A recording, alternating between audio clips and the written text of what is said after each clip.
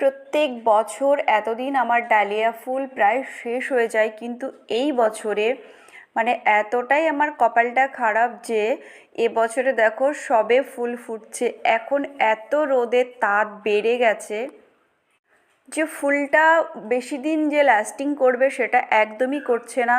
শীতের সময় ফুটলে তো 10 থেকে ম্যাক্সিমাম 10-12 দিন থাকে, কিন্তু এখন গরমে একদিন তো ভালো থাকছে, দ্বিতীয় দিন মোটামুটি থাকছে, তৃতীয় দিন আর ফুলটা থাকছে না। তো এটাই হচ্ছে গরম আর শীতের পার্থক্য। গরমে ফুল ফুটলে ফুল বেশি দিন একদমই বাগানে থাকে না, ফুল ফোটা মাত্রই ফুল প্রায় বাগান শেষ হয়ে যায়।